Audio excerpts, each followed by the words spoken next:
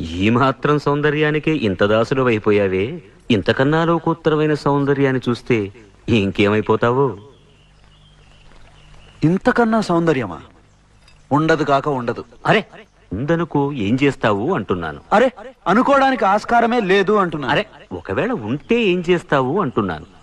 ఇంతకన్నా ఆనందప్రదమై, ఆద్యంత రహితమై, అనంతమై, నా హృదయమంతా నిండి నన్ను తనలో నింపుకునే సౌందర్యమై ఉంటే అరే ఉండదయ్యా స్వామి. అరే ఉంటే ఏం చేస్తావయ్యా? ఆ సౌందర్యానికే దాసోహం అంటాను. అయితేరా చూపిస్తాను. పద చూస్తాను.